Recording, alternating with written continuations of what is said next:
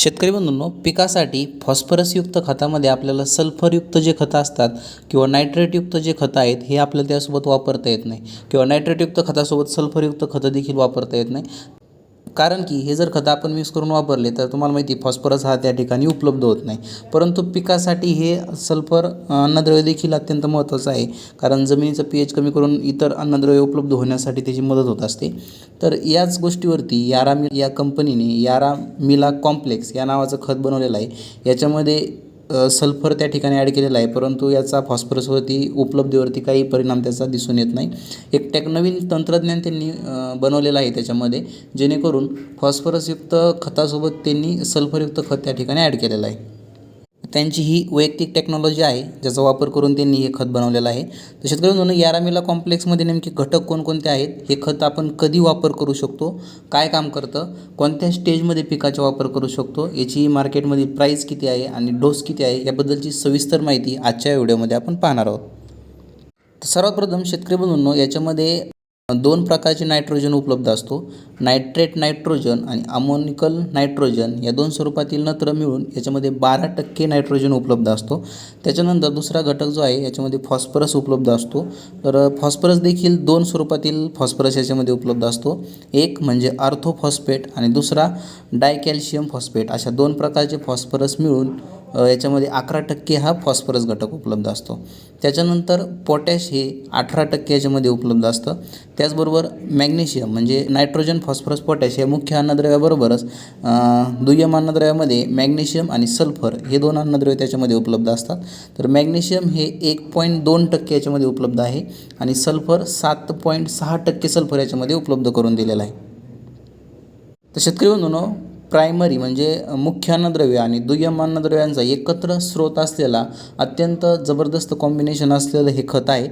Result देखील याचे जबरदस्त त्या ठिकाणी शेतकरी बंधूंना पाहायला मिळतात. अनेक शेतकरी बंधू भाजीपाला पिकासाठी बेसल डोसमध्ये याचा वापर करत असतात. कारण बेसल डोसमध्ये आपल्याला मुख्य अन्नद्रव्याबरोबर दुय्यम अन्नद्रव्य आणि सूक्ष्म अन्नद्रव्य देखील वापर करावा लागतो.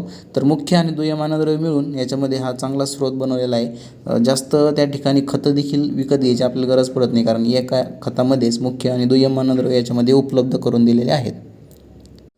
तर काम कशा प्रकारे हे खत करतं पिकासाठी, तर शेतकऱ्यांनो याच्यामध्ये जो नायट्रोजन उपलब्ध आहे हा नायट्रोजन पिकाची योग्य वाढ करण्यासाठी, त्याचबरोबर कॅल्शियम मॅग्नेशियम फॉस्फरस यांचं अपटेक वाढण्यासाठी देखील हा चांगलं काम करत असतो. त्याच्यानंतर फॉस्फरस जो उपलब्ध आहे हा फॉस्फरस फांद्यांची वाढ होण्यासाठी, फुलकळी लागण्यासाठी, त्याचबरोबर तुमच्या पांढऱ्या मुळीचा विकास योग्य होण्यासाठी म्हणजे पांढऱ्या मुळीची वाढ चांगली होण्यासाठी फॉस्फरस त्या ठिकाणी कार्य करत असतो. तो देखील याच्यामध्ये 11% उपलब्ध करून दिलेला आहे आणि पोटॅश याच्यामध्ये जवळपास 18% उपलब्ध करून दिलेला आहे. तर शेतकऱ्यांनो तुम्हाला माहिती आहे की ज्यावेळेस पण मुख्य अन्नद्रव्य जे काही नायट्रोजन आणि फॉस्फरस आहे याच्यासोबत ज्यावेळेस पोटॅश येतो, तर हा पोटॅश त्या ठिकाणी पिकामध्ये रोगप्रतिकार क्षमता निर्माण करण्याचं काम करत असतो. तर पोटॅशमुळे तुमच्या पिकाची रोगप्रतिकार क्षमता वाढल्यामुळे तुमचं पीक झपाट्याने त्या ठिकाणी वाढतं, रोग व किडीला कमी बळी पडतं. हा पोटॅशचा त्या ठिकाणी महत्त्वाचा रोल आहे. त्यानंतर जे मॅग्नेशियम आहे, तर मॅग्नेशियमचं देखील तुम्हाला माहिती आहे की प्रकाश संश्लेषणाच्या क्रियामध्ये नायट्रोजन आणि मॅग्नेशियम हे दोन महत्त्वाचे अन्नद्रव्य असतात. नायट्रोजन आणि मॅग्नेशियम मिळून पिकामध्ये क्लोरोफिल त्या ठिकाणी तयार करत असतात. त्याच्यामुळे मॅग्नेशियम देखील पिकाला अत्यंत महत्त्वाचा असतो. त्याच्यानंतर सल्फर जे आहे, सल्फरचं देखील तुम्हाला कार्य माहीत आहे की जमिनीमध्ये pH कमी करून इतर जे अन्नद्रव्य आहेत हे उपलब्ध होण्यासाठी त्या ठिकाणी कार्य करतं. त्याचबरोबर पिकामध्ये देखील अनेक याचे फायदे आपल्याला पाहायला मिळतात. त्याच्यामुळे सल्फर देखील याच्यामध्ये 7.6% सल्फर याच्यामध्ये उपलब्ध करून दिलेला आहे, जेणेकरून इतर सूक्ष्म अन्नद्रव्य आणि मुख्य अन्नद्रव्यांचा चांगला अपटेक होण्यासाठी मदत त्या ठिकाणी होत राहते.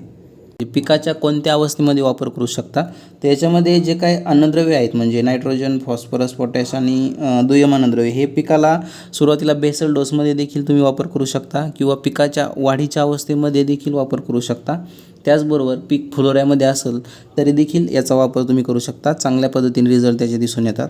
आणि वापर करत असताना हे खत ग्रॅन्युलर स्वरूपात असल्यामुळे तुम्ही ब्रॉडकास्टिंग करून याचा वापर करू शकता. म्हणजे बेसल डोसमध्ये टाकू शकता किंवा पिकाच्या बुडाला देखील त्या ठिकाणी टाकू शकता किंवा फेकून म्हणजेच ब्रॉडकास्टिंग करून देखील याचा वापर तुम्ही करू शकता. अनेक शेतकरी याचा वापर हा ड्रीपच्या माध्यमातून देखील करतात. म्हणजे याला पाण्यामध्ये भिजत ठेवून त्याचा ड्रीपमध्ये सोडतात, परंतु याचे पार्टिकल काही अंश त्या ठिकाणी शिल्लक राहिल्यामुळे पाण्यामध्ये व्यवस्थित न विरघळल्यामुळे हे ड्रीप चॉकअप होऊ शकतं. कारण हे ड्रीपचं खत नाही, तुम्ही याला जमिनीमधून वापरायचं हे खत आहे. त्याच्यामुळे ड्रीपमधून वापरायला गेलात तर ड्रीप चॉकअप होण्याचे चान्सेस आहेत, पण अनेक शेतकरी त्या ठिकाणी वापरत असतात. आपण कोणकोणत्या पिकासाठी याचा वापर करू शकतो, तर जवळपास सर्व पिकांसाठी आपण याचा वापर करू शकतो. कापूस असेल, सोयाबीन असेल, ऊस असेल, त्यानंतर भाजीपाला हे पिकं असतील. भाजीपाला पिकामध्ये आपल्याला बेसल डोस द्यावा लागतो, तर बेसल डोसमध्ये तुम्ही याचा वापर करू शकता. याचा जो डोस आहे हा साधारण 25 ते 50 किलोपर्यंत तुम्ही याचा वापर करू शकता. 25 किलोची एक बॅग मार्केटमध्ये त्यांची येते. शेतकरी बंधूंनो, आजच्या व्हिडिओमध्ये आपण यारा कंपनीचं यारामिला कॉम्प्लेक्स या खताबद्दलची माहिती पाहिली. त्याच्यामध्ये कोणते घटक असतात, काम कशा प्रकारे करतं आणि कोणत्या अवस्थेमध्ये आपण पिकाचा वापर करू शकतो, त्याचबरोबर याचा डोस किती आहे याबद्दलची सविस्तर माहिती पाहिली. व्हिडिओ जर आवडला असेल तर जास्तीत जास्त शेतकऱ्यांपर्यंत शेअर नक्की करा आणि अशाच शेतीविषयक आधुनिक माहितीसाठी आपल्या चॅनलला सबस्क्राईब करा. धन्यवाद.